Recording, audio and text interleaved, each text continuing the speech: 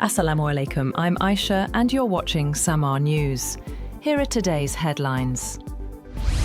The Pakistan Air Force carries out intelligence-based airstrikes on terrorist hideouts in Afghanistan's Paktika and Nangarhar provinces, following recent suicide attacks inside Pakistan, targeting camps linked to the banned Tehreek-e-Taliban Pakistan, TTP, and Islamic State, Khorasan Province, ISKP. 7 terrorist camps were reportedly destroyed, and a commander identified as Akhtar was killed. Loud explosions were reported in the Bamal and Argun districts of Paktika and in Kogyani, Ghani Kel, and Behsood areas of Nangarhar. The strikes come after attacks in Islamabad, Bajor, and Bannu, including an assault on an imambargah during Ramazan, which Pakistan alleges were orchestrated by Afghanistan-based TTP leadership. The Bajor attack killed 11 soldiers, and 12 militants were later killed in a Pakistani response.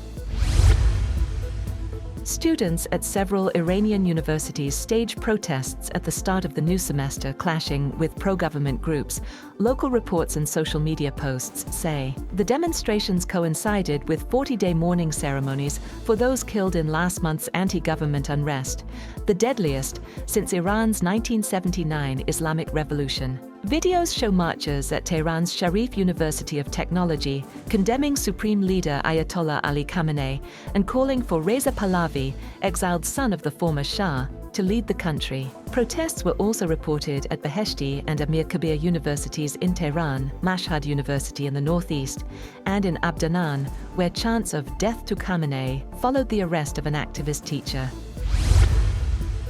Australia's government rejects reports that it is repatriating Australians held in a Syrian camp with families of suspected Islamic State militants. Home Affairs Minister Tony Burke said no official repatriation efforts are underway, and Prime Minister Anthony Albanese confirmed the government will not assist the group's return. The matter is politically sensitive amid rising support for right-wing anti-immigration parties. Islamic State is classified as a terrorist organisation in Australia, with membership punishable by up to 25 years in prison. At least 5 migrants, including 2 women, were found dead on the coast of Qasr al-Akhyar, east of Libya's capital Tripoli, authorities say. A child's body reportedly washed back into the sea amid high waves, prompting a search by the Coast Guard. Libya has long been a transit route for migrants fleeing conflict and poverty toward Europe. The recovered bodies were dark-skinned and found near Mohammed al-Sharif shore, some still in black inflatable lifebuoys.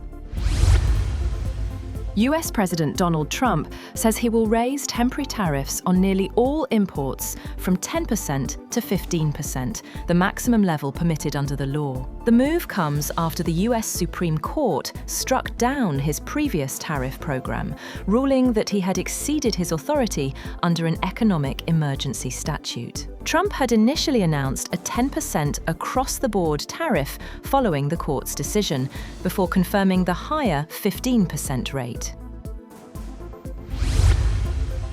Indonesian President Prabowo Subianto says his government is prepared to face all possibilities after the US Supreme Court rejected President Donald Trump's global tariff measures. Prabowo emphasized readiness amid shifting trade dynamics between the two countries. The Indonesian leader was in Washington this week to attend the inaugural meeting of Trump's Board of Peace and to hold bilateral talks, where a new trade deal was signed, reducing tariff rates on Indonesian exports to 19% from 32%.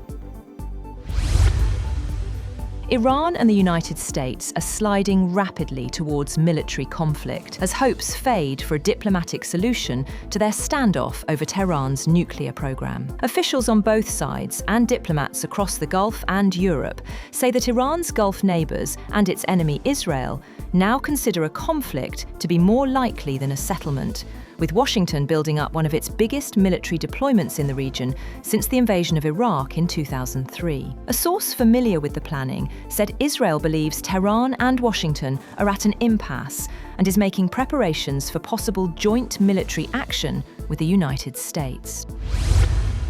That's all for now. For more updates, visit www.samaa.tv. Thank you for watching SAMAA News.